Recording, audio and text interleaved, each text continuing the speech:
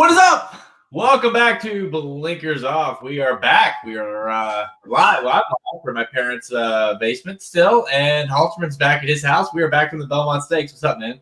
What is up? Yeah, guys, I fully expect at some point you'll just have me. His internet already kicked him off once on the pre-show.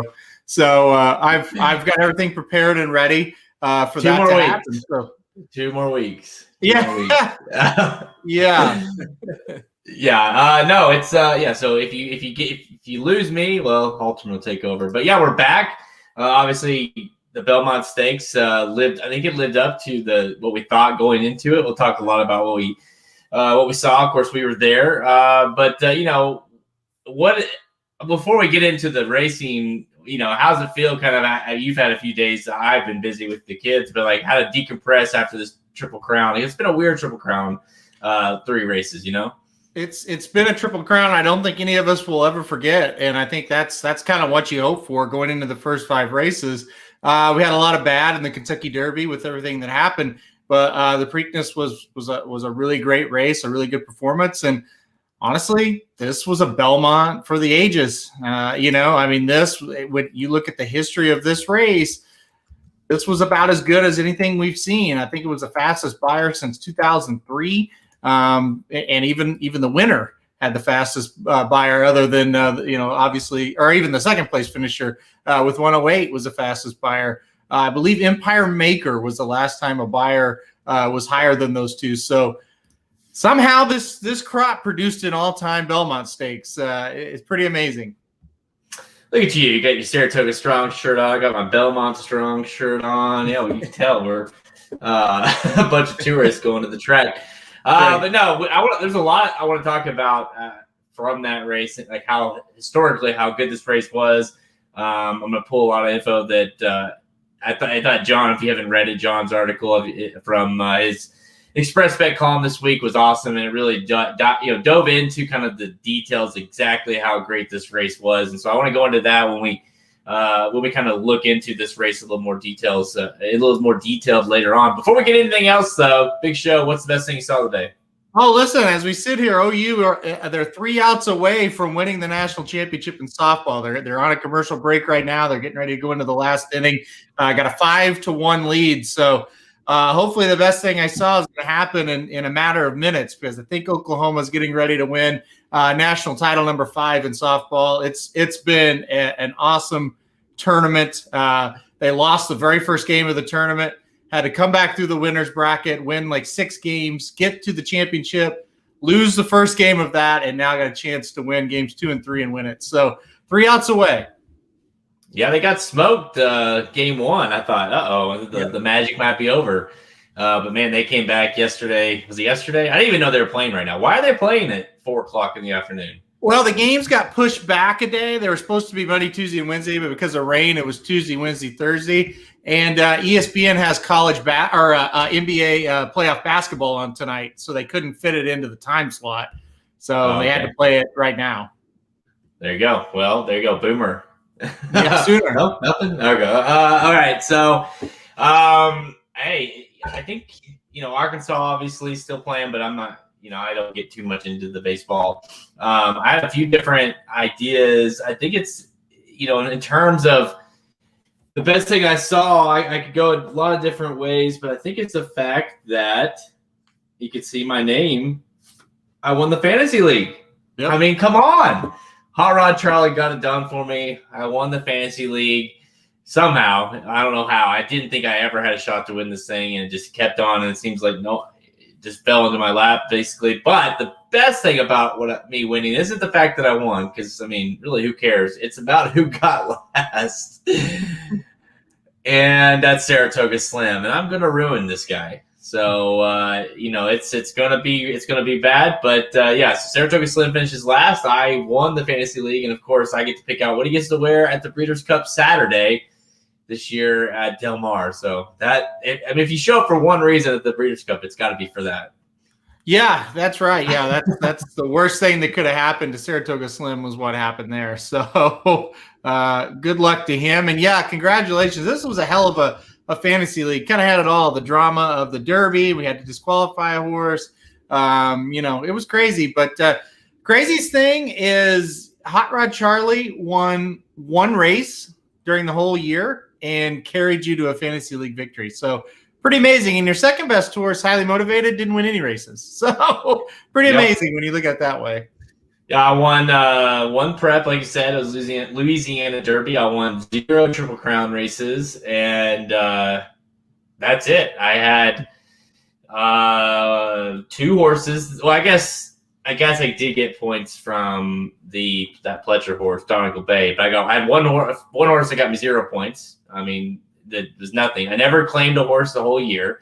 And meanwhile, Dan, their team, they have Essential Quality, who wins 2 preps, who wins the Belmont Stakes, who finishes is going, basically points wise, going to finish third. I'm sorry, in the Kentucky Derby, and I beat him. It's like, how? I don't know.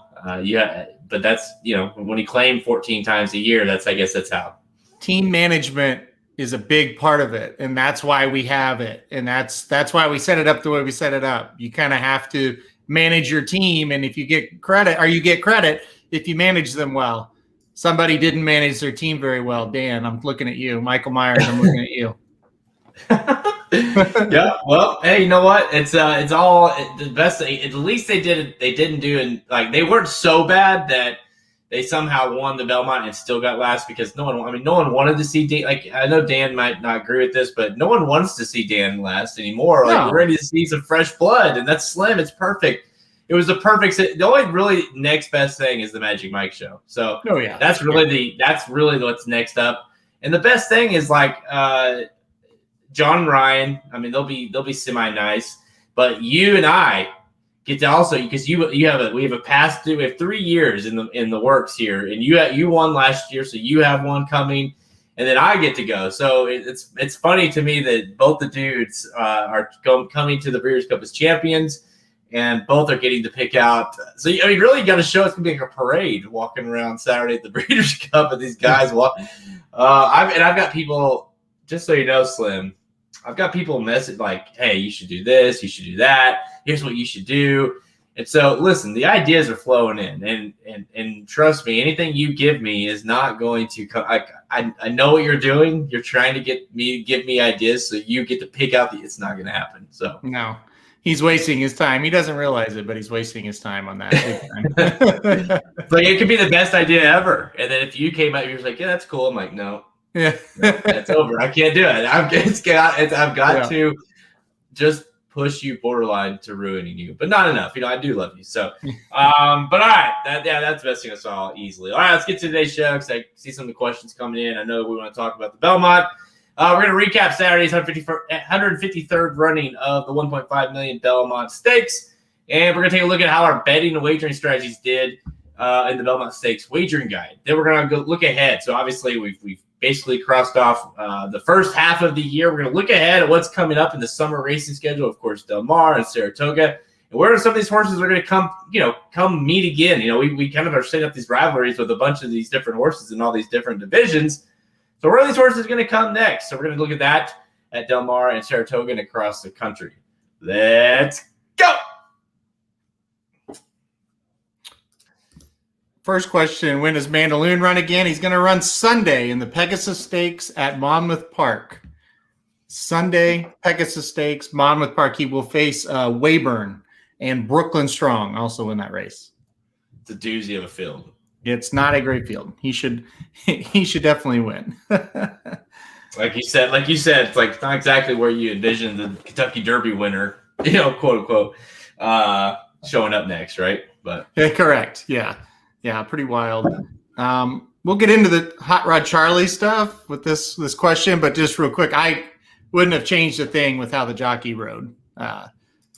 But we'll get into that fully here in a minute.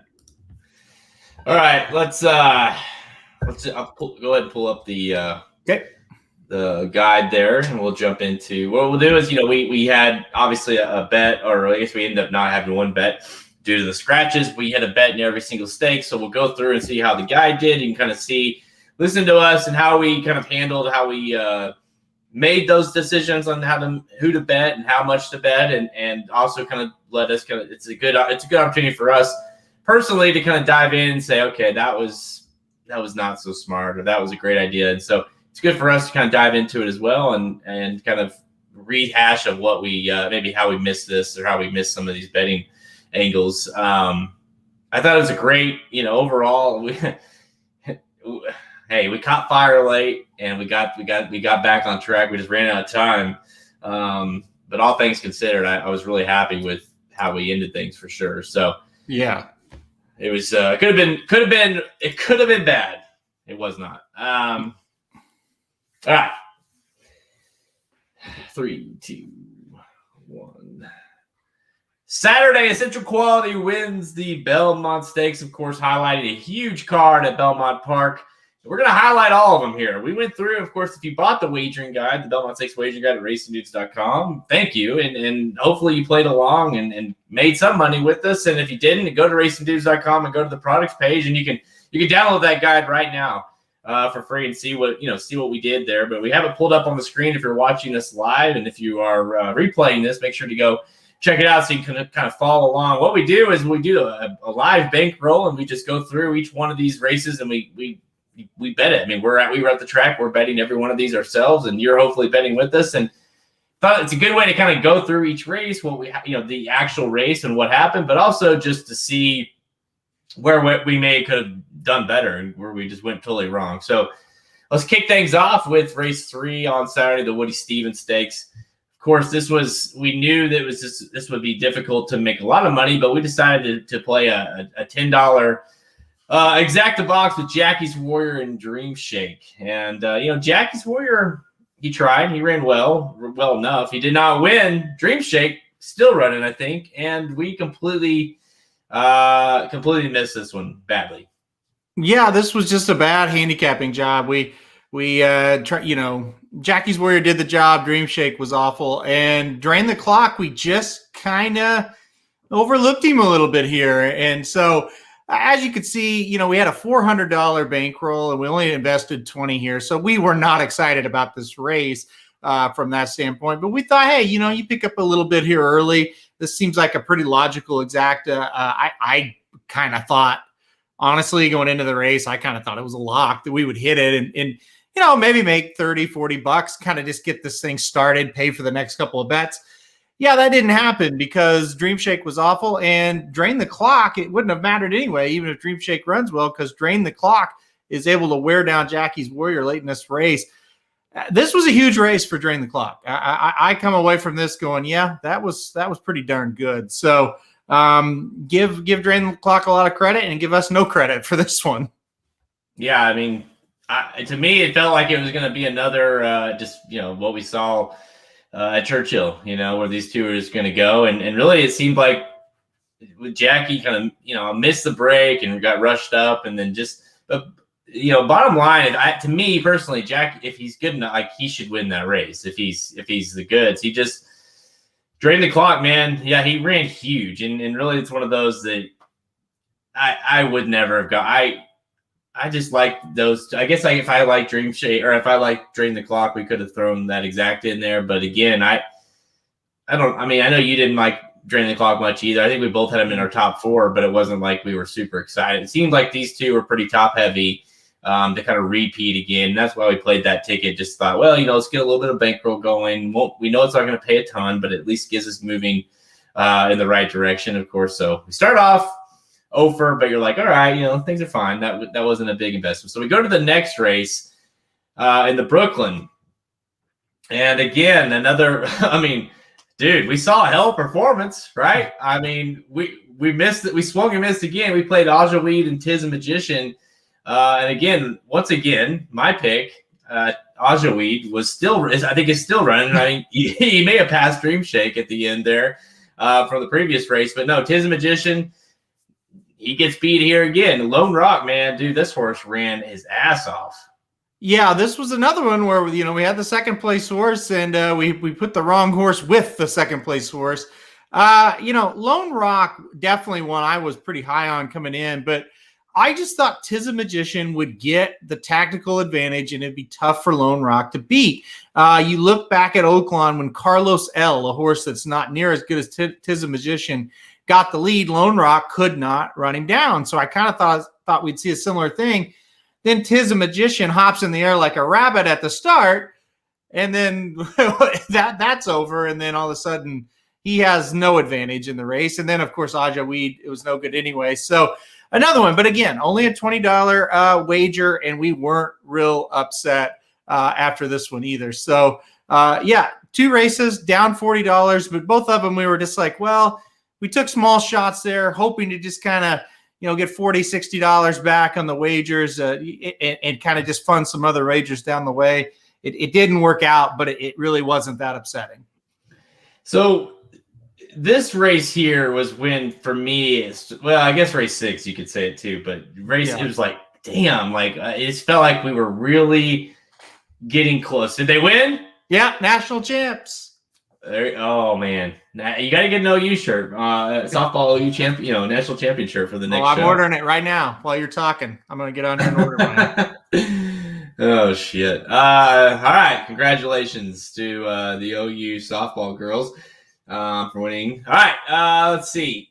Yeah, the Acorn. This is for me is when things started to really feel like, things are sort of feeling like they're going the wrong direction for us. We played a trifecta wheel, day out of the office, search results, day out of the office, search results, and then we had obligatory in the third spot, keyed.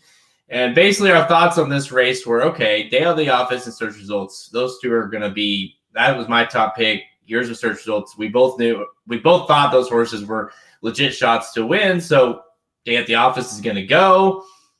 Search results is obviously very good. So those two are going to go 1-2. And then the 2 horse likes to run up late and can get a piece. And that to us made a lot of sense. Well, everything was perfect. Day out of the office went. It was, she did her thing. It was, the search results then started to do her thing. They're like, all right, she's going to win. Day out of the office folds like a freaking chair. And obligatory ran. It's like, for a second, you're like, God, it seemed like for me, in the turn, you're like, man, obligatory, just get up, because you thought, okay, we've got the first 2 locked down. These horses are going to run away with it. And then the 2 horse gets up for second, and day of the office folds, and it's just like, it seemed like we had it all right there. Just and the other key thing was we were very adamant, I was, especially to not even use travel column. I didn't like her here. We were dead on with that and still got nothing out of it. That's what pisses you off the most. We knew travel column was trash coming into the race. We structured the ticket to make sure if she was trash, we were going to get a little bit of money here. And and then we got the winner, no problem. And it was just one of those things. I thought day out of the office was in a real good spot to hold for second too. That's what made me so mad. And as it turns out, day out of the office gets 4th. So it didn't matter anyway. The only thing, looking back, and it's very easy to say this looking back when you know the results.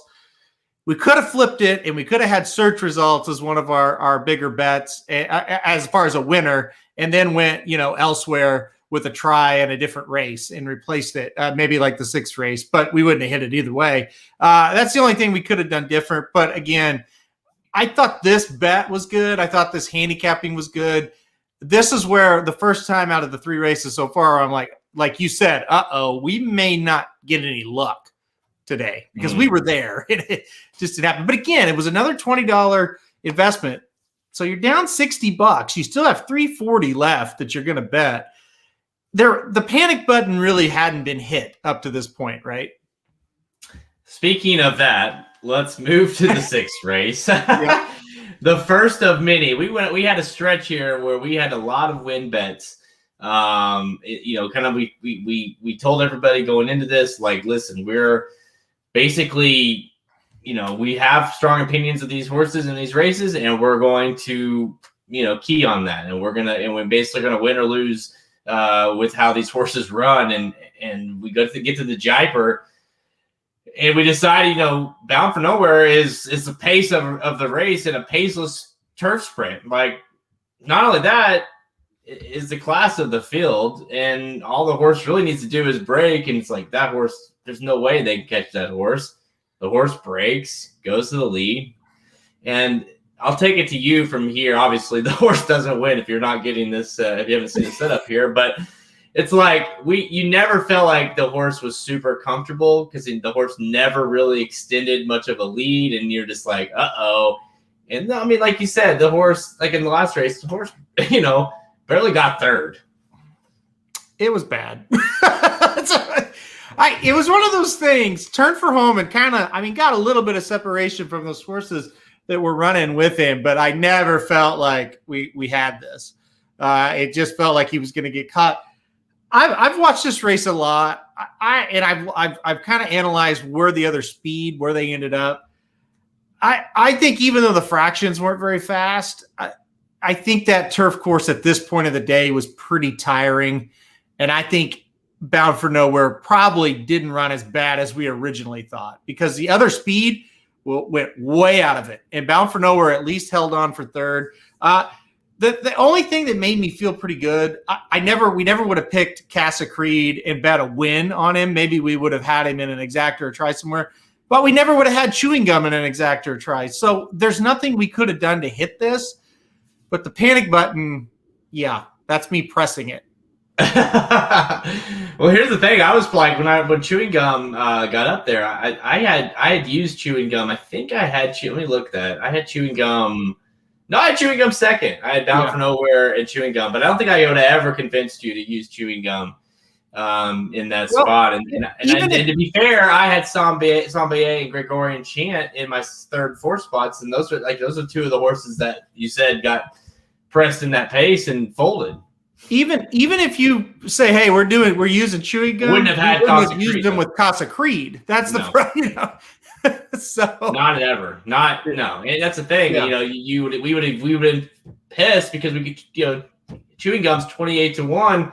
You get Bound for Nowhere to get at least hang on for third, but you can't even get Sambier or Fast Boat or any of those horses that we would have probably used in that spot. So that was, like you're saying, that's when you're officially like, uh-oh, because now we know. I mean, that was a $50 win bet. So now we're down 110.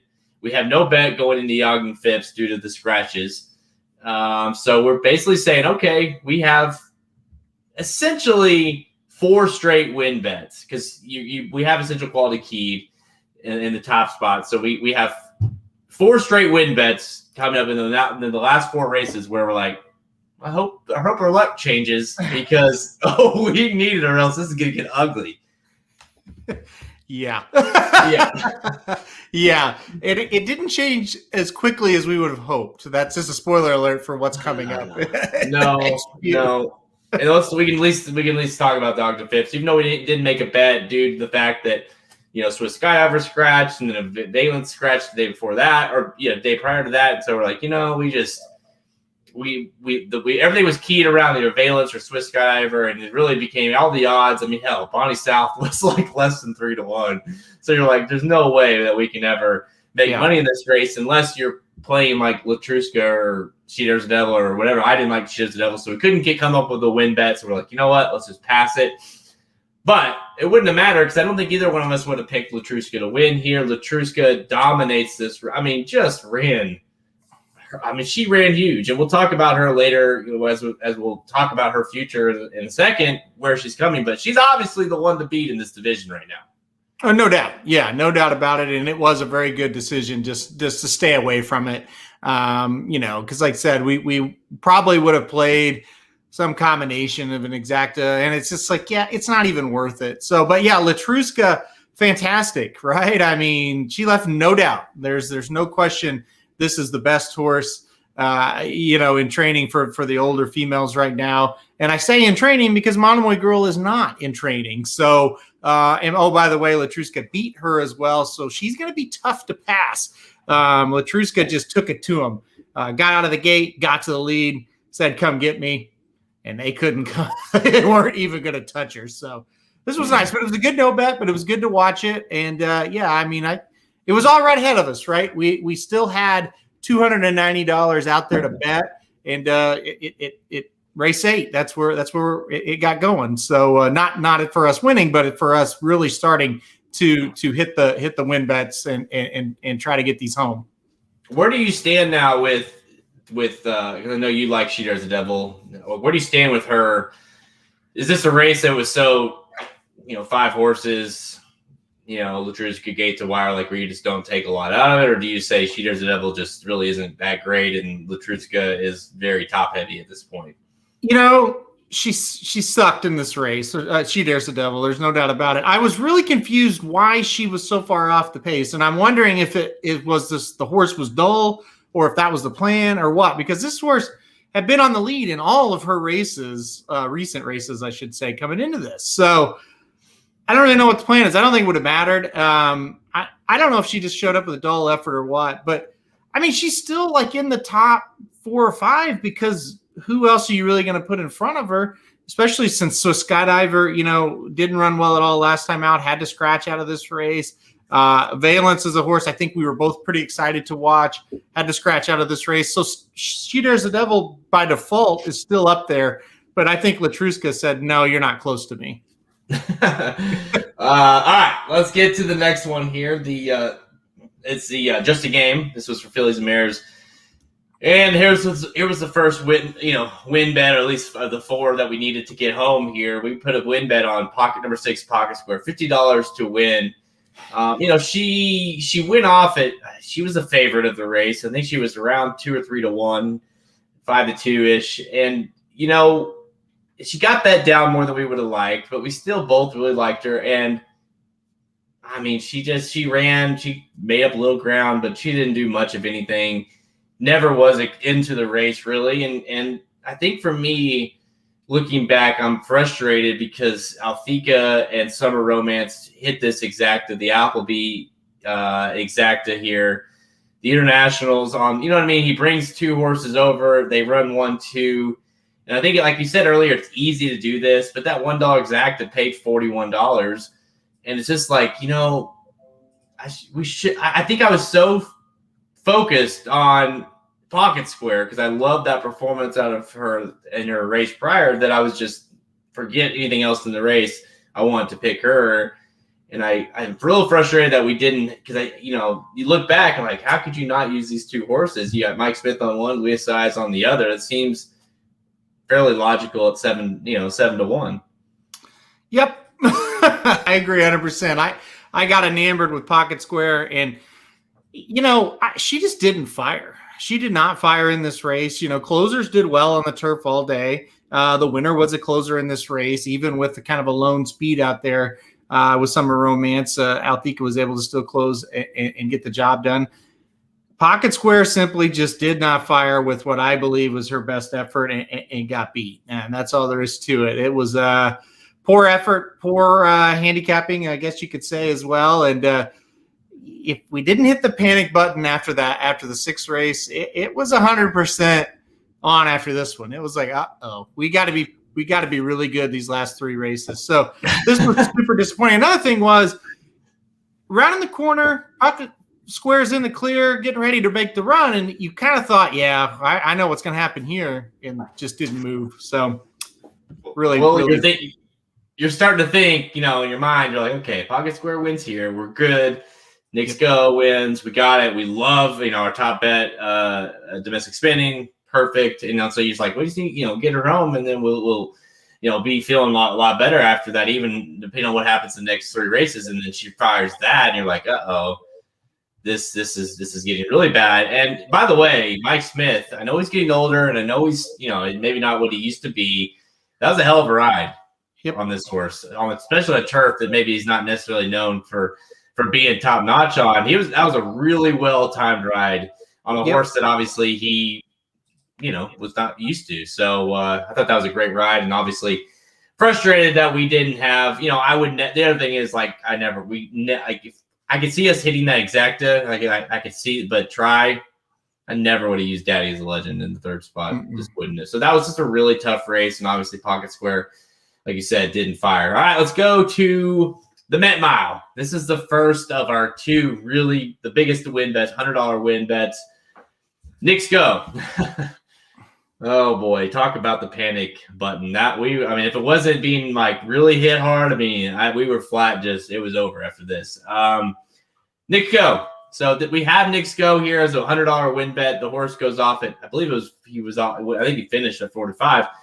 And he, it still felt like there's no way he could lose this race. He gets to the lead. And this was especially one where you looked at me. I vividly remember you looking at me and you're like, we're in trouble. Like, he's not going to win, because he just never had that Nick's Go speed where he just goes out and just separates and the race is over. He never looked comfortable. They never put him away. They were all really close to him still the whole way. Mischievous Alex was right there, and you just felt like, and he gave it up. I mean, he gave it up so hard in the stretch, and this horse had no chance. Yeah, he's definitely the one I'd like to punch in the face after this day, because some of these other ones, it's like, you bet a turf sprinter, you bet a horse that only had one race in the United States. It's like, yeah, that's kind of on us. This horse was a joke. He didn't show up whatsoever. You're right. We're standing by Ricky. He's like, oh, he's in good shape up the backside. I was like, this horse has no freaking chance to win this race. I knew it after the first quarter, not because of the time, just the way he was traveling. It's like, he is awful. He's not going to run. He looks terrible. He goes like 20. He tries to run right at Ricky and you and I, and on the turn, he blows the damn turn. He cost Mischievous Alex any chance of winning, and probably by my standards had to float those horses way wide. Silver State just sneaks up the rail for an easy win, or easy trip. Still not easy to win that race, but he was awful. Nick's Go was just pathetic. The panic button, I skipped right from the panic button to the jump off a cliff button after he ran the way he did. And it wasn't really a situation where, if he would have gotten second and he ran really well, and it's like, he ran okay, he just got beat, but he just runs like garbage. I mean, and it's just like, this day sucks. Like, I want to go home after this one. And I think the words were, I'm just going to start picking numbers. That's what I'm going to do. I'm just going to start. Halterman was, of course, I was bummed too, but Halterman was very upset at this point. Well, the problem, the thing that made me, I was not triggered until this race. But what makes me so mad is you see the figures come back for this race, and they're way slower than what Nick's Go can run on his best day. And even on his second best day, they're slower than what he can run. Yes. And he was just freaking awful in this race. And you kind of hate that. You love to kind of hate on this mofo anyway, because he's just kind of a prick, And so yeah, exactly, right? Shows up and runs like this, and it's just like, how effing dumb am I? And by the way, Silver State, a horse I cashed on 5 straight times, loved him, hyped him up every time at Oaklawn. He was a great price a couple of those times at Oaklawn. Wins the damn race. I mean, this was when I was just like, I don't even want to watch Domestic Spending, who's my favorite horse in training. I don't even want to watch him because he's going to get beat. Right? Like, how are we gonna get this horse beat now? Like, what are we doing to get these horses beat? No, and you're right. Like, that's the thing about Nick's Go is like if he runs his ass off and by my standards or Mischievous Alex, whatever, like, just runs huge and like, he can't, it's a great stretch duel or whatever. Yeah, you're pissed, but you're like, damn, he ran huge. But you look back at the figures and you're like, dude, you had a lone lead. You're running a mile. Like, you can't even get third in this race. There's 5 horses or 6 horses in the race. You're in the bottom half. Like, it just, and already losing throughout the day. Just like I think Halterman said, if we would have been close enough, Halterman would have punched him in the face, I think. Well, I tell you, the moment right out of the gate, he like threw his head up like a jackass and then went to the lead, but he's like throwing his head up. And I thought right then, I would love to kick him in the belly right now. Like, I know what he's going to do. He's not ready to run. And it turned out that way, unfortunately. We'll see. It's weird. I don't, all kidding aside, I have no idea what happened here. I'm not kidding. I want to punch him in the face. I don't know what's next, because some of the stuff I heard prior to the race was like, obviously the horse is doing well. Yeah. And he should win. Newsflash. but Brad thinks he's a better, like, he's a better 2-turn horse. Like he's a better distance and so. What the hell do they do from here? Will we see Nick's? Because you mentioned this. I think when we were making this, I don't know if it was on air or if it was just between you and me. It kind of feels Nick's Go's been that horse for I guess like a year now ish. That you're kind of just waiting for him to go away. Yeah, because it just kind of feels like because he was away and then he went to Brad Cox and then he came back and not even back. He came to another level, and now you're kind of like waiting for the rug to be pulled out, and maybe this was it. The only thing that I can say is we did make some money on him at the Breeders' Cup, and we did make some money on him at the Pegasus. So, he got us back here, but it's not like we've always missed him. But he's like, you guys, this is what you get for ever thinking I was a good horse. Yeah.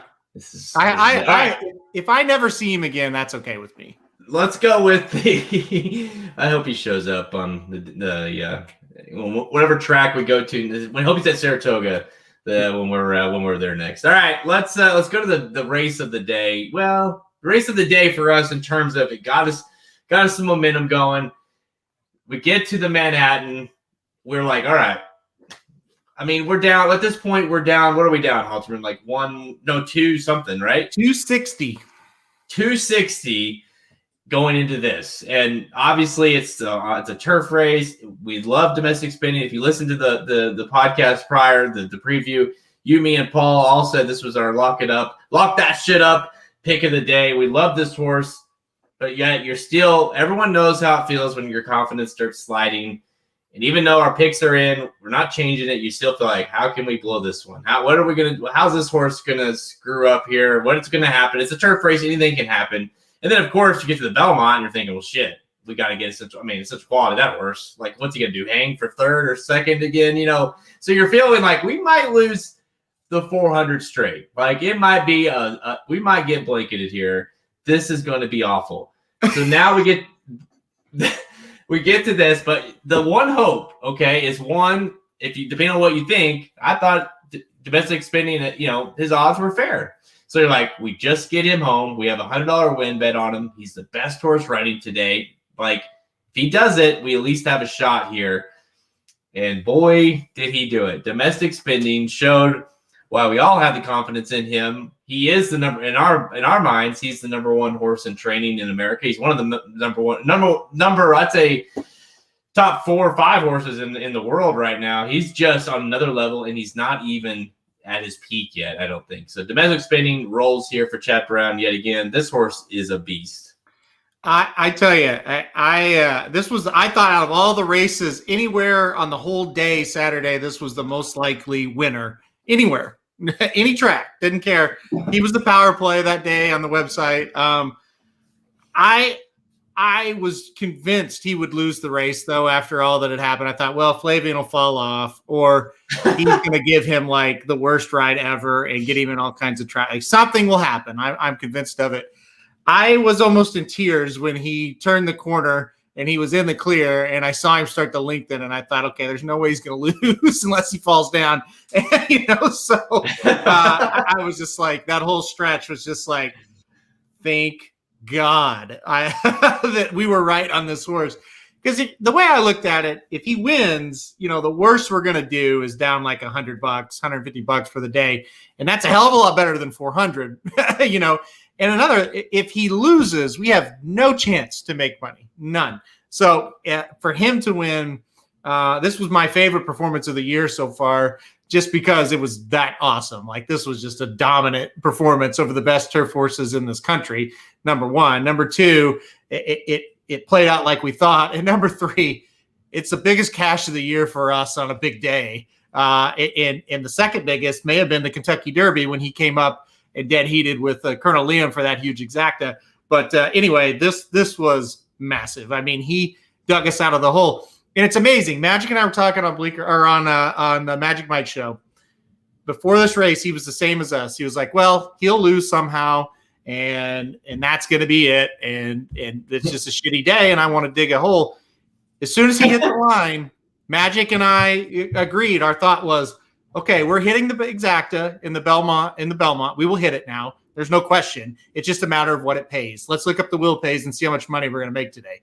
That's how one horse can change your attitude. Yeah, and by the way, there was zero different, no handicapping changes within the whole day. Nothing changed. We had our bets in, nothing changed. So it's all a matter of in your mind of how you're viewing that day. And yeah, you're right. Honestly, that stretch run, because once because obviously he was covered up in the race prior with Colonel Liam, and it's like he didn't get running until the very end. It was an unbelievable finish, of course. When he like you said, he got out and you could tell he had nothing but green grass in front of him. You're like, okay, this is over. He's got this. And of course he just strides on. And this horse, he switches leads back and forth. He's still, listening to the quotes afterwards from Chad Brown, this horse was close to not ever even running. Like, he's gelded. He obviously spent time away. Like, they didn't know if this horse would ever run because he was such a pain in the ass to train. So this horse obviously has some quirks with him, and now they're finally getting him right. He's compared him to Bricks and Mortar in some ways, which obviously was a very, very good turf horse for Chad Brown. Seems like this is like the horse, and we're going to talk about some Saratoga action. This horse, is going to be in those Saratoga races this summer, and of course leading up to the Breeders' Cup. And shit, unless they bring over a monster from overseas, it seems like he's going to be really, really tough to beat. It's Josh Eubank asked, how old is he? 4? Mm-hmm. He is 4. Yes, he was. Yeah, he's a 17. He's a really Clairvech, obviously. And so obviously, this horse is going to show up in all the big turf races this summer at Saratoga with Chad Brown. So yeah, this horse. It'd be interesting to see if Flavian. Is he going to stay on board? You think for the summer meet? Definitely. I don't think they do anything different with him. I think he's on for the long haul. Yeah. Because both in both his last races, Chad has commented about how much he likes the way Flavian has been on this horse. Like, he just, and obviously being a quirky horse, you want to kind of stick with that. So yeah. I would assume so. All right. Let's get to the main event. So we cash this. We go into this race. What are we down going into this race? We're down $110 going into the race. $110 we're down. We are wagering a total of 40, so we know we're losing 150 at worst. At best, like you're saying, we start looking at the wheel pace. So right now we go into this race. We have Essential Quality keyed in an exacta will with Hot Rod Charlie and Known Agenda keyed in the second spot. So basically Essential has to win, and Hot Rod or Known Agenda need to finish in second. We have a $20 exacta, so we know it's going to pay because obviously it's a high base. And the wheel pays, or whenever I looked, it was about 15 minutes to post, I believe. And it was, I think Hot Rod was around $11 or $12 for $1, and Known Agenda was 15 or 16 in that area.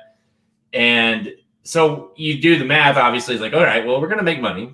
We're going to make money if this hits, so we're going to cash. That's great. How do you want to do this? Do you want to talk about the race? Or do you want to talk about the bet? Let's talk about the race first, because I think this is just one of the classic races. As far as the Triple Crown race that I've been to live, this is one of the best ones I've seen, right? This was really, really good. It's truly one of the best, especially when you factor in non-Triple Crown races. Like when you're there for a Triple Crown, it's amazing. But when you're talking about especially at Belmont, it's easily the best one I've ever seen. And definitely one of the best Triple Crown races I've seen in person. It's got to be the best Triple Crown race I've seen in person, other than Farrell winning. Because he wouldn't justify one. It wasn't like he won, but it wasn't super impressive. He just went out and did his thing. But Farrell obviously was different. Dude, where do you stand on? Did Hot Rod Charlie run the best race of the two, or was it Essential Quality? I get that obviously Essential won, but you see the fractions Hot Rod put down and where he finished. Do you think he actually ran the best race? I don't ever like to say that. I'll still say Essential Quality ran the best race. The object is to win. He got to the line first, so I will say he definitely did. But It was a gigantic losing effort for Hot Rod Charlie. There's no doubt about it. I mean, he was fantastic. He ran a race good enough to win a lot of Belmonts. And unfortunately, Essential Quality freaked in this race and was able to catch him. But no, I'll still say Essential Quality ran the best. He won. He also, sat a very good trip. He ranged up at the right time, and he was just able to outfinish Hot Rod. But yeah, Hot Rod deserves a lot of credit here. This was a big time effort from a horse that, and basically both these horses, I definitely did not think they were capable of running this well. I'll try to set it up a little bit. Obviously, Hot Rod. I cannot express enough how much I loved this ride by Flavien Prat. He goes out because the question is obviously like who's going to be in the lead. Rock Your World, of course, needs to get to the lead, and Flavien's like, screw you guys, I'm going. I'm going, and you guys can come catch me if you want. This is what my horse likes to do. Good luck. So he goes. By the way, sets up I believe it was the fastest opening fraction in Belmont Stakes history, I think is what I read. And that's including Secretariat or any of those horses that, in fact, the second fastest one, the horse I think is still running. That's how the first fraction hit this horse. He runs that fast, which explains a little bit more why Rock Your World just completely said, okay, I've had enough of this shit. He tries to track Hot Rod Charlie. Of course, you have the France, the Japanese horse, France Godin or whatever. He tries. He's trash. Ron Bauer, he's kind of in that area. And Essential Quality kind of sits out, does his thing very wide. He's wide the whole way around. But I think the Fat Louis side is just hey, listen, this is where we're going to run the whole way, basically. This is where we're going to go and not going to make anything, crazy here. We're just going to run outside. And basically you get in the turn and Rock Your World's I've had enough. As soon as Essential Quality kind of looms up on his outside, he folds. He's done. There's no shot. And really the whole stretch, we have a stretch duel. This is it. And it's between Essential Quality and Hot Rod Charlie. And of course, being there, you don't really know how fast. The fractions, but it's hard to kind of understand how fast Hot Rod Charlie is running until you really analyze this. So you don't really necessarily know for sure. And the thing you love about Hot Rod is Essential Quality gets up on him. He gets in front of him, and Hot Rod's even after running those fractions, says, all right, let's go. And he battles back. I think he puts a nose in front of him for maybe just half a second. He tries, and Essential Quality was just too good. Like you said, he just freaked. But these two horses, man, Hot Rod Charlie's almost 12 lengths ahead of Ron Bauer behind, it's just these two horses these two are easily the 1-2 in the division. It's not close. Yep, I totally agree. They pulled away from everybody else, not only in this race, but in the division as well. The one thing I'll say, I think people kind of get enamored with the times, and they're huge. But the one thing that Flavien Prat did that was really sneaky and really good, he gave this horse a break in those second and third quarters. That horse flew out there, got position, and then he slowed it down, and that was the key. And that was the big thing to keep this horse fighting down the stretch. I don't think a lot of people realize how he kind of gave that horse a breather. And, I think with Rock Your World, he's just a trash horse. And I think Hot Rod kind of felt that. And then when that horse quit, it may have given him that confidence of, hey, I just put that one away, it was a huge effort. Even though it took half the stretch before Essential, or maybe in 3/4 of the stretch before Essential really got going and got by him, I never really thought he was going to hold him off.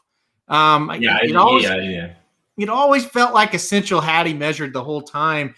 As far as our bet, if you want to transition to that, what a fun exacta to have going into the race, because turning for home, you're like, we have it.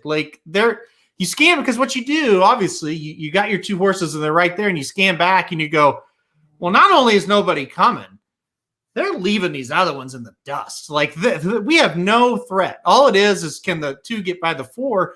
And we were so confident that he had him measured that it was just a celebration all the way down the stretch. That's what's funny is even though I needed it was the whole stretch. I was like, basically, I knew I needed Hot Rod to finish second or first, but as long as he's second, as long as Essential Quality's not, or as he wins, I'll win the league. So it's a whole stretch, even though he was in the lead at the beginning of the stretch, and even though our bet needed him to finish second, I was celebrating the entire stretch because I'm like you. I just knew you could just tell, and Essential Quality is going to get by him here.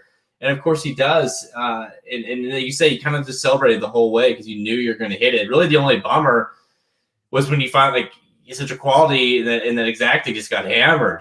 Yeah, hammered at the very end. And it paid I think it was like $7 or something. I think it paid $7.50. For $1. And I looked at it. Right before they're getting in the gate, and it was paying $10. And also, Essential Quality was like 9-5 getting in the gate. It ends up paying $4.60, so he came off at 6-5.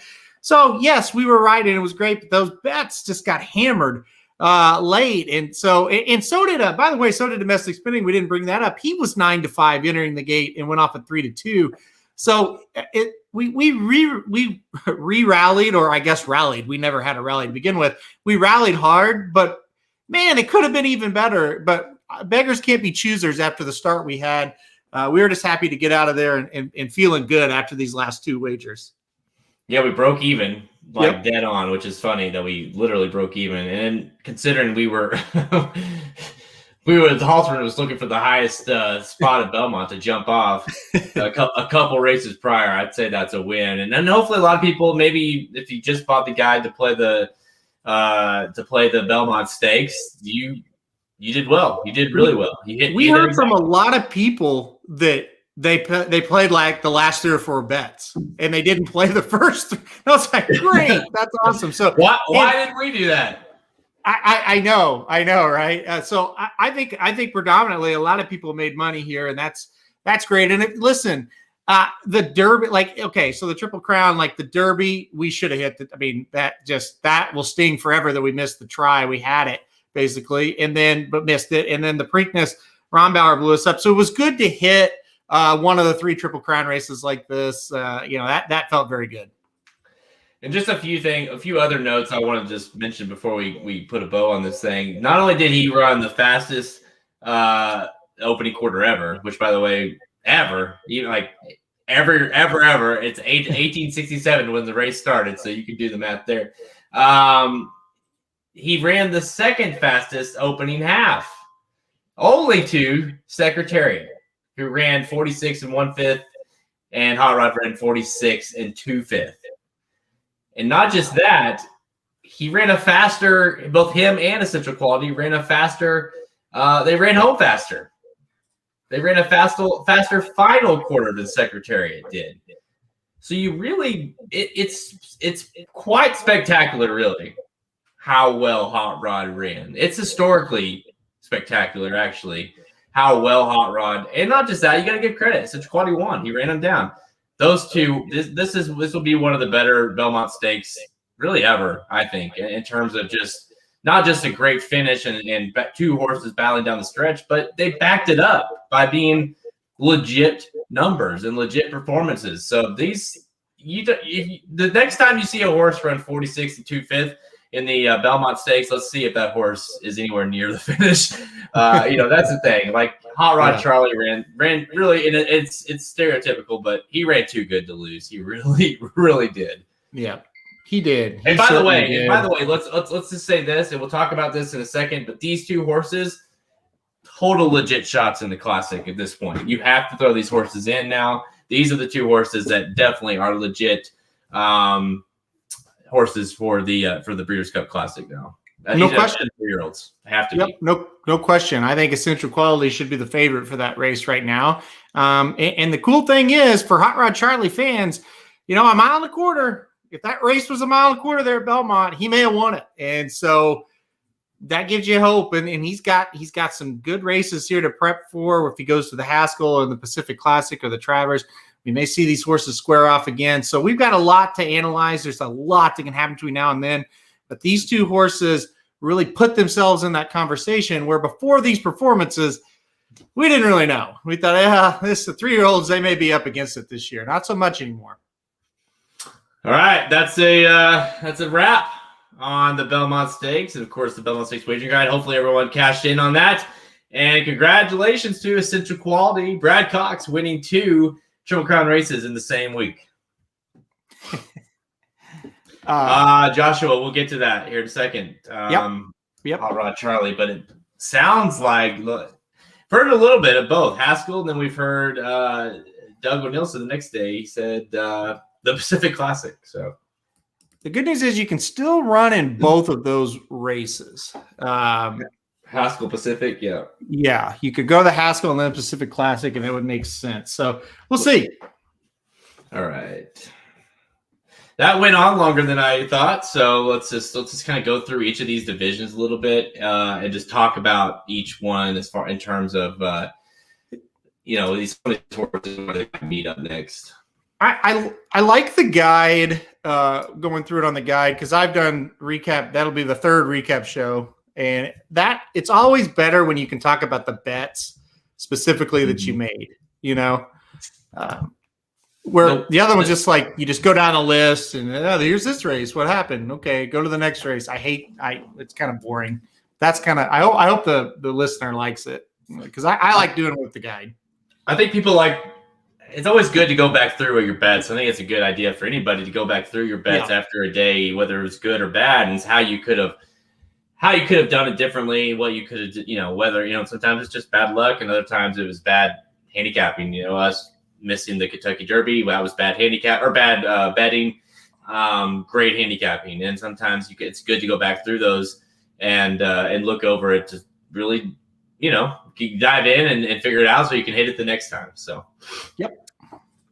All right. 3, 2, 1. With the first half of the year wrapped up, of course, the Belmont Stakes helps us put a bow on that. We're looking forward to the second half, and of course, we have a ton of huge racing coming up. With Saratoga just about a month away, Del Mar, of course, the summer racing that goes right into the Breeders' Cup. All these races we had Breeders' Cup winning races last weekend at Belmont Park. Of course, that's only going to continue over the next several months, and really more than ever, it feels like, or at least more recent, like every division has a nice little rivalry going here with some good horses that you're hoping to see again. Obviously, hoping to see. Get them to the Breeders' Cup. So we're going to go through a few of these. If you're watching us live, we had it on the screen here. Of course, go to racingdudes.com. You kind of help follow along if you're listening to this on the podcast version. Go to racingdudes.com and check out Alterman's most recent divisional rankings. And we're kind of going to go through each of these and on a division base, kind of go through and see where some of these horses might end up next. We'll start with the older males. And of course, you and I both are going to agree on this one. Domestic Spinning is the number 1 older horse. Mystic Guide, Silver State, Maxfield, Colonel Liam, with Country Grammar, of course, getting second life with Bob Baffert now out in the West. Let's go through some of these horses. Where do you think some of these horses will end up next? Domestic Spinning, first of all, we'll start with him. It looks like August 21st at Arlington Park. I've heard the Arlington Million. I don't believe it's called that now, but that's the race that it is. It's I think it's been lowered to 600,000. But yeah, Chad Brown really likes to go to Arlington with his horses, and I believe August 21st is what they're saying so far with Domestic Spinning. Going to go that same route as Bricks and Mortar did. It worked out very well for him, so I think he's going to try to do that same thing. Domestic Spinning, August 21st. When you look at Mystic Guide, I think he certainly is like the question mark. We don't really know where he's going to show up next. There's a rumor the Stephen Foster on Saturday, June 26th could be his return race from Dubai. We also could see him on August 7th in the Whitney. So Mystic Guide, kind of one we're keeping an eye on. Silver State, the 3rd-ranked horse, Whitney on August 7th at Saratoga seems like where he will go. And then Maxfield, I think definitely Stephen Foster on June 26th.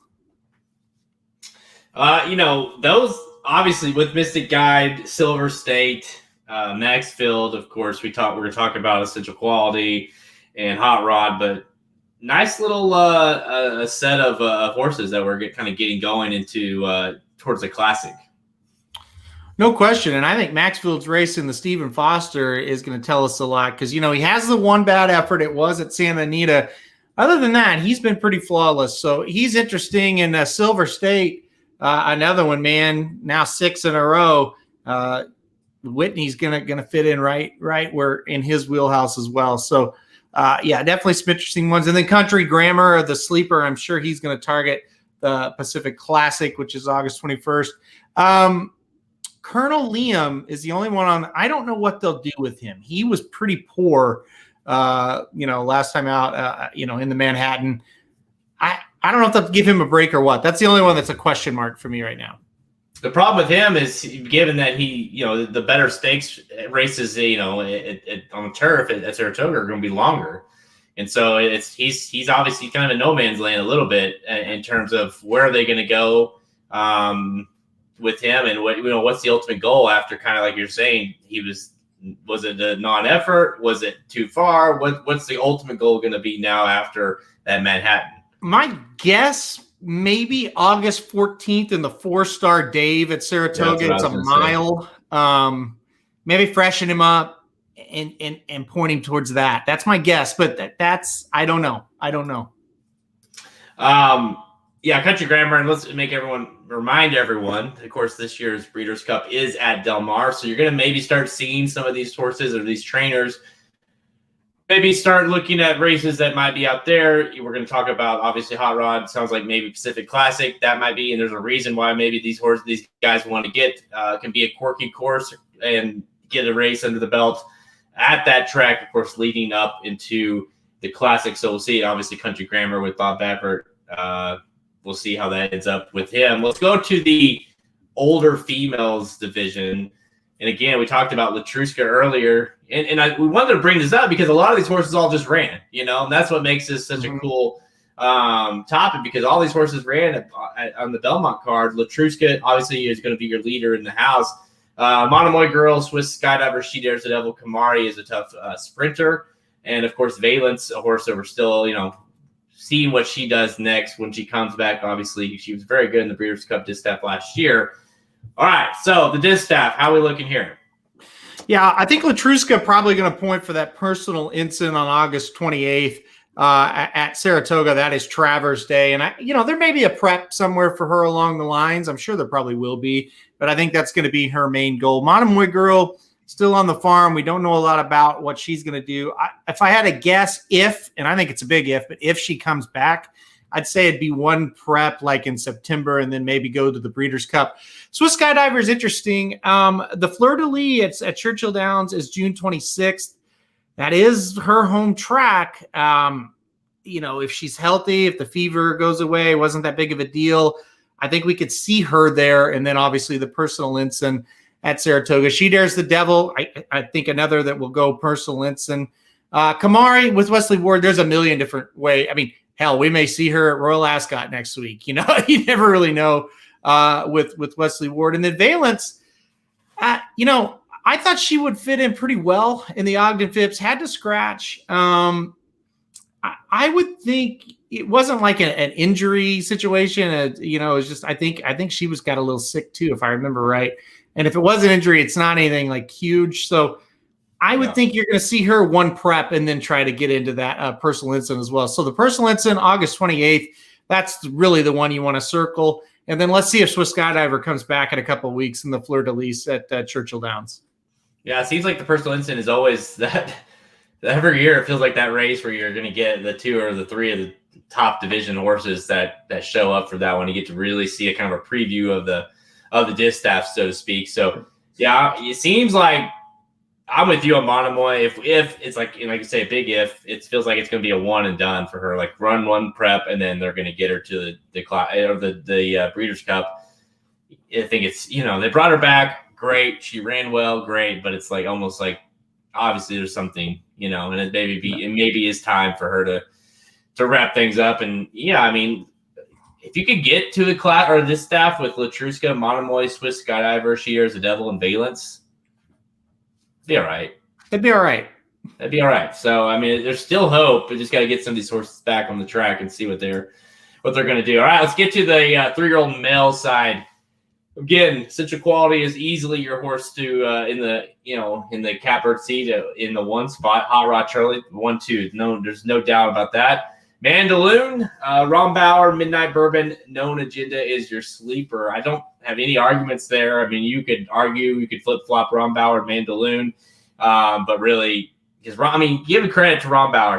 They skipped the Derby. This is a horse that no one cared about, really. You can see that in the betting. The horse wins the Preakness in runs. I mean, he got smoked, but he ran third in the Belmont, so hell of a kind of Triple Crown. I think even you as an owner would never have expected that. Of course, Mandaloon wins, quote unquote, wins the Kentucky Derby. We'll see when that ever comes to light. Hasn't been seen since. We'll see him this weekend. But how do you see this division shaking out for the second half of the year? Yeah, it gets really excited after that Belmont performance for sure. Essential Quality looking like Jim Dandy, Travers, or maybe just straight to the Travers. We'll kind of see how that goes. Jim Dandy will be July 31st at Saratoga. Then obviously the Travers on August 28th. Hot Rod Charlie, I still think the Haskell is going to be where he ends up next on July 17th. I think that race fits him just like a glove perfectly well. And then the Pacific Classic on August 21st or the Travers August 28th.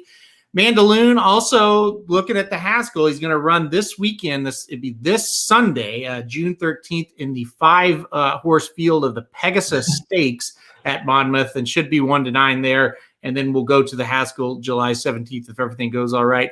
I think Rombauer's a really question mark, right? They could try turf with him. He's got a turf pedigree. Even I don't know where they would run him on synthetic, but he could try synthetic. He has a win there. Or he could just kind of go down the 3-year-old regular tour. Being based in California, maybe the shared belief is in his realm as well. I don't know. I haven't heard anything on him. Same with Midnight Bourbon. Haven't heard much, but Asmussen will be at Saratoga, so I would think Jim Dandy, Travers probably for him. And Known Agenda, I would think the same kind of thing. With Pletcher being up at Saratoga, they're going to try for Jim Dandy, Travers, things like that for him. Yeah, I think that you're going to see a lot of these horses in the Jim Dandy. It feels like, other than such a quality, he really doesn't need to run in that unless they feel like they want to freshen him up a little bit. But no, Hot Rod will be interesting. I agree that the Haskell seems like fits for whatever reason. I can't put a finger on it, but it seems like that just fits him perfectly. Yeah. Of course, Bob Baffert might have 14 horses in the race because that's the only track that they'll let him run in. They're welcoming him. It's come on, let's come run over here. He seems like he'll be really tough there. And what he does after that, if they can, and he's done a hell of a job getting him, keeping him at that level. If they can do a Haskell, Pacific Classic to the Classic, that would be one hell of a campaign for Hot Rod Charlie for a horse that was 90-something to 1 in the Breeders' Cup. By the way, we didn't even talk about that. The same Breeders' Cup exacta in the Juvenile was the same exact in the Belmont, which was the final leg of the Triple Crown. I mean, that's just unreal. I don't think if I would have given you 100 to 1 that you would have taken those odds that exact that day, considering how big of a price Hot Rod would be the exacta in the freaking Belmont Stakes. So it's incredible. It's surreal. And he's pretty much had him on top, stayed at the top level, Hot Rod that is. Really, both of them Essential Quality the whole time. So it's really two phenomenal trading jobs. All right, let's go to the 3-year-old fillies, which may or may not leave a lot to be desired. It feels like the top 2 here again are starting to separate themselves with Malathot. Of course, we haven't seen her since winning the Oaks. And Search Results, who was awesome, like we talked about in the Acorn. But after that, you have Will Secret, Obligatory, Clairiere, Always Karina. I mean, it's unbelievable how hard Travel Column has fallen, but she deserves it. What do you mean? Malathot, obviously, Search Results, 2 horses that we'll see at Saratoga. Yeah, I would think Malathot, Search Results, Will Secret, and Clairiere, all 4 are going to probably go Coaching Club American Oaks and then to the Alabama. Coaching Club American Oaks will be on July 24th at Saratoga, and then the Alabama on August 21st. So I would look for all 3 of those. And I think, with the Alabama being 1.25 miles, it might scare off Search Results, perhaps. I don't know if she really wants to go in 1.25 miles, but Malathot, Will Secret, Clairiere, they all want to get there. Obligatory, I certainly think they will keep this horse sprinting around 1 turn. That seems to be where she's best. So she will kind of fit into races like the Test up at Saratoga which will be contested on obviously Whitney Day on August 7th. So the test, the other grade 1 on that card. So look for obligatory there. Always Karina. Listen, this is the up and comer for Chad Brown. 2 for 2 blowout victories. We could see her in the coaching club if he wants to stretch her out. We could also see her in a race like the test as well. I also think there's a pretty good chance that we see her at Belmont before this meet's over somewhere as well. So kind of keep an eye out for Always Karina. I think she's about ready to run. I'd give her 2-3 more weeks. I think we'll see her again there at Belmont Park. So this is a really good division, but you're right. I think Malathot search results definitely head to Saratoga as a clear 1-2. Hey, man, don't be giving out Always Karina. That's a top secret horse, okay? We can't be giving out this horse because Ricky's going to be pissed, all right? It's really incredible that he's Ricky got the inside. It's really incredible how Ricky thinks he's the only one that has this horse on his radar. It's like, I don't think you understand. It's a horse that's 2 for 2 for Chad Brown, who's won by open links. You're not going to be the only one betting this horse when it runs. The Mother Goose at Belmont, that's the race I was thinking of for Always Karina. We could see her there. It definitely feels like it's okay. So real quick, because I think search results is a good example, but there's plenty of examples that we've talked about. At what point would you say a trainer starts to, because you get through, in this case, you get through the Oaks and all these kind of 3-year-old preps, or 3-year-old races, quote unquote Triple Crown during the Triple Crown Trail. So when you get the second half of the season, at what point as a trainer decide, okay, search results, that horse is probably going to be better at 1 turn. Let's focus on getting her to the Breeders' Cup blank. And so do you think these trainers are there yet, or do you think they may kick things off with one more try on going a distance or whatever the case, or a certain kind of surface? Ron Bauer would be a good example. Do they try one more time on the dirt, and then it's like, okay, now let's shift focus. Let's get this horse to the Breeders' Cup Tour or whatever it is. Like, what point is this? Is it now, or do you think we get into the summer a little more? Oh, I think they probably got an idea in the back of their mind and what they might want to do one way or the other. But overall, I do think one more start before they make that final call. Like, say search results faces Malathot and loses by 3 in the Coaching Club American Oaks. I'm not saying it's going to happen, just to say, for example. Then we're thinking, you know what? Her best chance to win might be the Breeders' Cup Filly Mare Sprint now. Let's not go to the distaff. Yeah. Things like that will start to come up with these next races, basically. And that's what makes Saratoga what it is. You get all the big-time horses, and they get to choose now after Saratoga meets over. Okay, now we're Breeders' Cup. We saw what we could do against these great horses. Now where can we go? We can work backwards from the Breeders' Cup to give our horse the best chance to win on those first Friday and Saturday in November. Right. Yeah. You get an idea of what your level is, and then you can adjust and then go from there. All right, let's go to the sprinting division, which is always a really fun division. Of course, the Breeders' Cup Sprint is always a blast. CZ Rocket, Friends Fire ran well. And Mischievous Alex, he's just really good. I mean, Friends Fire is a monster at Belmont. Mischievous Alex, of course, ran well in the Met Mile. The Flagstaff did not run well. He ran okay, but he did, he got beat up against Friends Fire. Whitmore, we'll see. And Drain the Clock, who made his appearance, of course, winning the Woody Stevens. So obviously CZ Rocket, but you obviously didn't take too much against him losing the Sexton Mile, considering it, he was going a mile.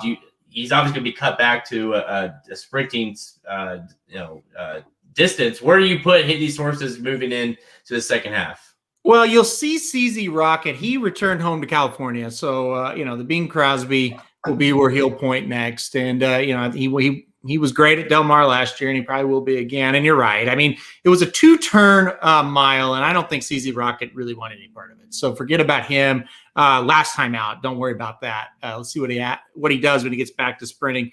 And like I said, look for him at Del Mar next. Let me ask real quickly. Why did they run him there?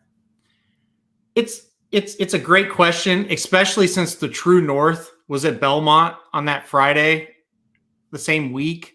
I don't know. I thought it was really I was in a handicapping tournament, and I'm like, well, whatever I do here, I'm going to beat CZ Rocket because I don't think he can go 2-turn mile and he'll flatten out and somebody will beat him. Well, it happened. It wasn't my horse, but still, hey, I don't know. It was weird. It was real. I mean, Anyways. If you're going to run him a mile, the Met mile at 1 turn, even though the horses are much tougher, I still think 1 turn would have been better for him, but whatever. I don't know. Anyway, yeah, he'll be at Del Mar. Frenzy Fire, listen, this horse, I know Belmont. He loves Belmont, but he's looked like the True North that I just talked about. He looked like a monster in that race. Now, he'll have to go to Saratoga, and he doesn't do well there, but he'll be in the Vanderbilt in the Forego, I'm sure. Mischievous Alex, another one, Vanderbilt, Forego, cut him back. He'll be fine. Flagstaff could go to Del Mar, but he has also been on the East Coast here lately, so we'll see. He's either going to be, up against CZ Rocket or up against Frenzy Fire, Mischievous Alex at Saratoga. He'll be at one and the other. Whitmore, haven't seen him in a while. I think Saratoga, he'll be rounding back in. And then Drain the Clock, and you can also throw in Jackie's Warrior as well. I'm sure we'll be in the Amsterdam and the Jerkins up at Saratoga for the 3-year-olds. And so they'll stay against their own age group for another 2-3 months. And then they'll obviously have to go up against olders at the Breeders' Cup. They'll keep them sprinting against their age group for as long as possible. This division feels like it's looming someone else, a new shooter, someone to get going in the summer or something, because even though CZ Rocket is great and he's been really good this year, it's like, can he stay at that kind of level all the way to the Breeders' Cup? Yeah, I don't know. Maybe it's Drain the Clock. I mean, maybe that horse looked really good. Maybe it's Mischievous Alex. He's been great. Obviously, I think you can give a pass in the Met Mile. Maybe I wouldn't be surprised to see Whitmore win a stakes at Saratoga this summer because that's what he does. But can these horses get to the Breeders' Cup and finish the deal? I don't know. I'm with you. I feel like somebody's going to pop up and be like, "Oh, okay, there's that horse." I'm with you on CZ Rocket. It feels like CZ Rocket's getting. He's went. It feels like he's getting ready to kind of, you know. If Frenzy Fire coming up to Saratoga, can he actually win there? Not sure. Mischievous Alex, maybe on the cutback, he might just be better. Flagstaff, I think we kind of know what he is, good, not great. And Whitmore has had too many chances. You can't be really excited about him either. This division might scream 3-year-old. Like Drain the Clock ran pretty huge. Jackie Warrior, 2 pretty good races in a row from a number perspective. Asmussen's got a couple other sprinters that we saw at Pimlico that's pretty good as well. So there could be somebody from this 3-year-old ranks that really jumps up and catapults themselves. Yeah, don't forget. I mean, Jackie likes Saratoga, so you got to think that Saratoga will do well, and if he continues to run well, then maybe he becomes kind of that budding star that in terms of getting to the Breeders' Cup sprint. Because he hasn't. He did lose, and I know it kind of made it a little salty that he couldn't finish the deal, but it's like he ran a good race. Drain the Clock just ran huge. So it's tough to really hold too much against him. So, I could totally see him turning the tables and becoming, or at least, securing that spot as a top 3-year-old sprinter, and maybe he could do something against the olders. All right, that's a wrap. We'll obviously the second half, we live for Saratoga. We'll be at Saratoga a few times. We'll be at Del Mar. I can't speak for you, but Belmont, Saratoga is more tough. I'm still waiting for the Aqueduct Adequate shirts. Okay, the Aqueduct Adequate shirts have been ordered, so they are happening. They're going to be teal, the Aqueduct teal with the white lettering. Aqueduct Adequate with the A in the middle. We might sell the shit out of those. We might, yeah. But all right, that's a wrap. We'll see you guys this summer. All right, I can't. Where'd you order those through? What did I order? What through? Did you get it from where'd you get the shirts at? From my mom. Oh, nice. Yeah. All right, 3, 2, 1. That's all the time we have. Check us out at racingdudes.com for our free picks and our premium selections on our handicap products page. Click the products link. The main menu at racingdudes.com. To learn more, just got to click that big button on the main menu. Get Racing Dudes Premium, and you can check out all the information we have for Ricky's Rockets, Somo Bombs, of course, the wagering guides. The next wagering guide will be the Stars and Stripes. No, we're doing the Stephen Foster, right? Yes. So it called an audible. The Stars and Stripe card, they used to do like 5 or 6 big stakes on the same card. They split them up this year. So we called an audible. The Stephen Foster on June 26th will be the next guide. And then the Haskell Stakes on July 17th will be the one after that. All right. So go to the website at racingdudes.com. Be a subscriber to get those for free. So obviously, a lot of people subscribe during the Triple Crown and, of course, the summer with Saratoga and Del Mar and those guides coming up. Good time to be a subscriber at racingdudes.com. So make sure you go check that out. Racingdudes.com. We are your destination site for all your free horse racing picks. Make sure you stay tuned for later. I believe about 30 minutes. So go refuel and get 30 minutes. The Magic Mike show will be on. They had to do it a little bit later, so we took their spot. They're taking over our spot. So go. Make sure you stay tuned for the Magic Mike show. We're on Twitter at racing_dudes, Instagram and Facebook. Listen to us on SoundCloud, iTunes, Google Play Music, Stitcher, your website at racingdudes.com. The Magic Mike show is doing. Do you know what they're doing off the top of your head? Churchill Downs, I believe. There you go, Churchill Downs. So they're previewing the Churchill Downs late pick 4. So stay tuned for what? Do you know if Samich? I think Magic might have a guest this week. Is that true? I was on Monday because Samich is on vacation, and he did say that he would have a guest on. He thought he would have a guest on Thursday. So we'll see. Tune in. It could be Samich. Could be. This is how much we run our business. We don't know, so it could be anybody. I don't know. We'll all be with you and understanding. Any final thoughts on the day before we put a bow on this? Congratulations! One more shout out to Patty Gasso, head coach of Oklahoma softball, winning her 5th national title. I mean that really is something. 5th national title. G. Juarez, the tournament player of the player of the tournament. Pitcher with a .80 ERA through the tournament. That is pretty unbelievable. And Jocelyn Allo setting a record for most home runs in a season. And she's just a junior, so next year she will actually set the all-time NCAA record for home runs in a career. So hats off. A lot of my softball people have told me this could be the best lineup ever in NCAA softball history. Most home runs ever by a softball team in NCAA history. So congratulations to OU, 5th national championship in softball. What was the how many home runs did she hit this year?